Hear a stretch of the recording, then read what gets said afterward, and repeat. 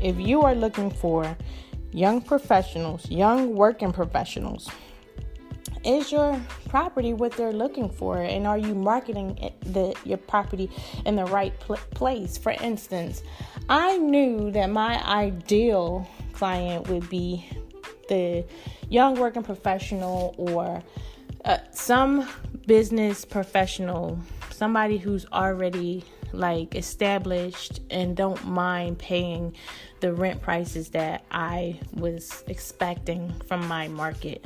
So I chose to either put my property on hotpads.com, and when I was doing Airbnb, of course, that was ideal because I had a plethora of people coming to stay with me and they really enjoyed their stay.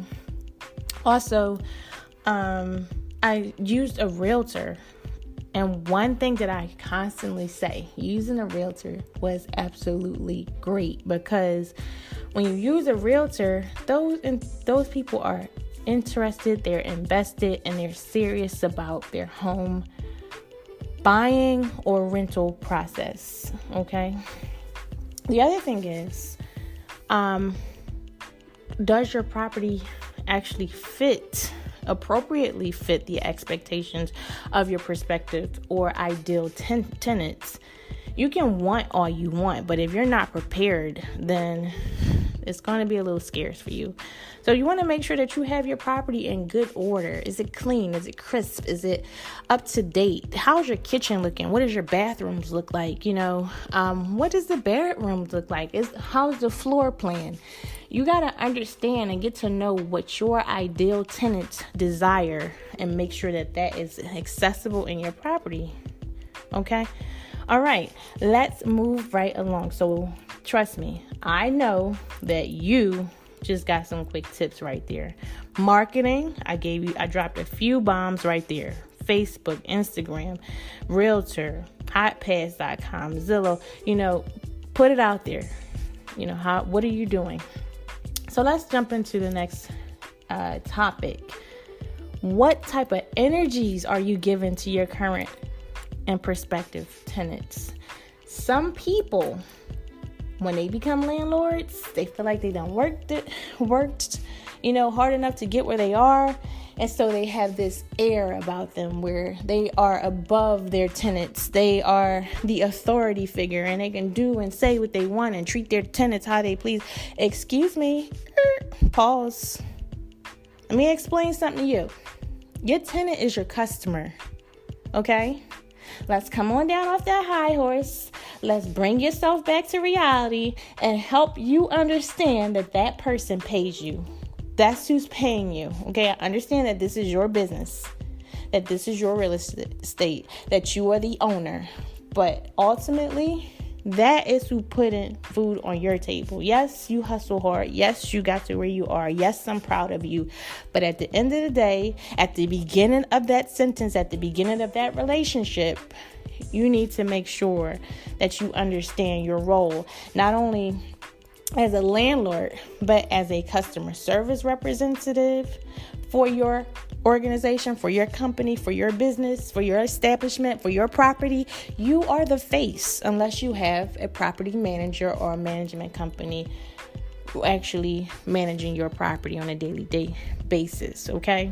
But even still, they have to understand how you need to be representing my properties. I don't if I'm training my team, they understand that there's a certain way that you need to handle your business, that you need to handle my business. Okay. Even when you're sending maintenance to the property, there's a certain way that they have to carry themselves. There's a certain way that they need to appear. Same with you. You don't just jump up looking any kind of way. Listen, if you're having problems with what you need to wear, feel free to visit my website at ascensioncompletellc.com. I got plenty of looks for you. You want a lookbook? Go look over there. Trust me. Hook yourself up. But we're not just about to be jumping out of bed and not looking appropriate when it's time to meet up with our tenants. Okay, you got me? Cool. I just want to make sure that we're not approaching our tenants with a sense of entitlement. I know I have a sense of humor, but I have to be real with you. I don't play that. Treat your tenants with respect, and they will respect you, and your money will come through. period.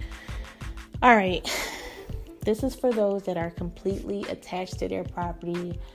This is for you, for those of you who completed a passion project and who are emotionally tied to your properties. Let me explain something to you. When them tenants come through and they sign their lease and they get their keys, that is their home for the next 12, 24, or however many months or years they've decided to commit to this lease with you. Once they give their security deposits, their last month, leave them alone. Let them know exactly what your expectations are as far as coming around for inspections, whether you're sending maintenance or you're coming yourself. Let that be clear. Respect the lease. If you say 24-hour notice and you notify them, then fine. But don't be going barging up in nobody's place because you own it. They're renting it. You have a lease. You have a contractual obligation to respect their privacy. Capiche?